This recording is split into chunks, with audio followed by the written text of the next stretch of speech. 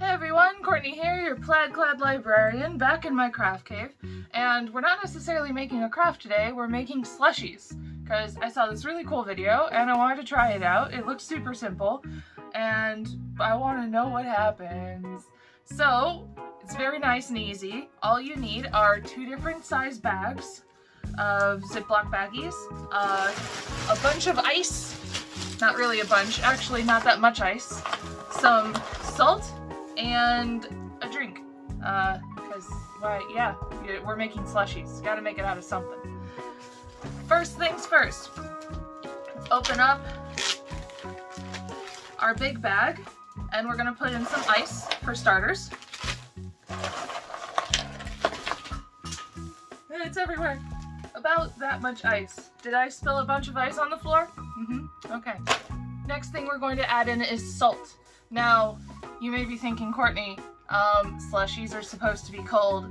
Salt melts ice. But the reason why salt melts ice is because salt lowers the freezing temperature of ice. So the freezing temperature of water is 32 degrees Fahrenheit. I'm pretty sure.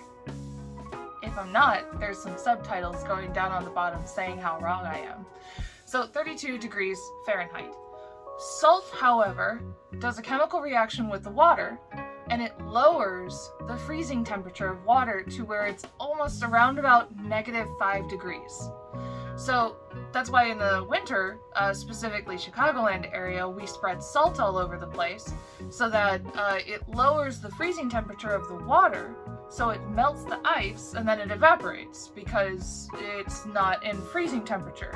Unless it's, -5 degrees. Now there are some ice melt types of materials that you can use that lowers it even further for even colder temperatures, but generally that's how that works. Now there's generally a difference of table salt, which is what we normally eat on, food, and rock salt, which is bigger and more coarse, and that's normally the stuff that we use for spreading salt around in the ground. Not only does it melt the ice, but it also gives some traction. So we have our ice, and we're going to pour in about a tablespoon of salt or so, because we want this ice to be super chilled. Additional materials that you may want are gloves, because we're gonna need those. So pour in some salt, and I'm going to seal it up very quickly and shake it around. Get that salt in there. And yes, it's going to start melting the ice a little bit, but it makes the water colder because it doesn't need to be frozen for this. We want it really cold. Alright. So with that mixed up, we're going to take the other little bag and we're going to pour our drink into it. Be careful. I'll probably make a mess. I'm not going to show you that. Alright, make sure it's sealed up really well. I'm using a carbonated drink because I kind of want you to see what that's like. Make sure that there's not actually too much air in there, which will be hard because this is a liquid, but it helps. Alright, now for the hard part. Yeah. We're going to take our bag of ice. And we're going to take our drink. And really, this could be anything. It could be tea. It could be coffee. It could be bubbly things, like soda. And we're going to seal it up. This one's okay to have air in the bag. Just, it makes it easier to mess everything up around, but make sure it's nice and sealed. And now we shake. Now, I have a carbonated thing, so it's already pretty fuzzy. There's a lot of foam in there, so I'm not gonna go crazy about this. But you're gonna just shake it up, agitate it, for about 5 minutes or so.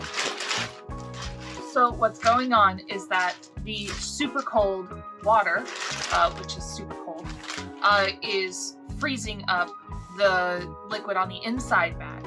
But because we're shuffling it around, it's not staying still enough to become solid cold. Instead, it's making it chilled, and it's gonna create all those little frosty slushy-iness that we get out of ices and slushies and stuff. Now, if you're doing something carbonated, you might have to open it up and let out some of the carbonation. I had to do that because I had a bit of a balloon going on inside. And just be careful when you do that. You open up the tube and then seal them up nice and tight. Okay, it's working. I'm not gonna lie. I was a little bit skeptical, but it works. Alright, I think I'm good with this one.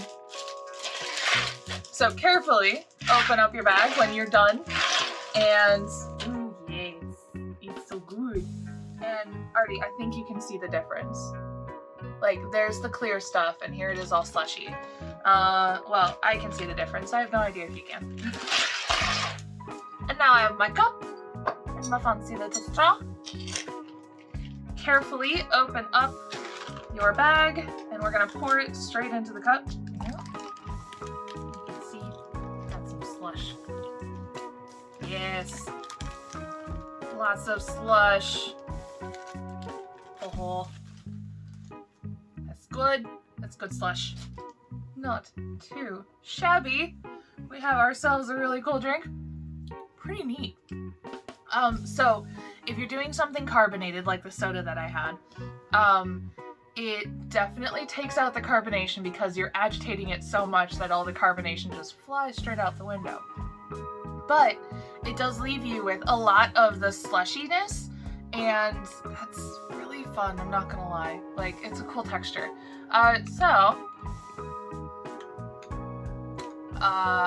Yeah, I'm super pleased by this. This is wicked fun and really interesting and neat.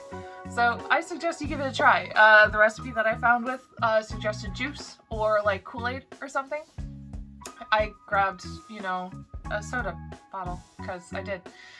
But try it with other drinks and things. I'm really curious to see like if other drinks work better, or if you have a preference on certain things as well. So feel free, comment down below, let me know what you made. Send us pictures of, you know, your creations and things, and have fun, enjoy, stay cool. Bye.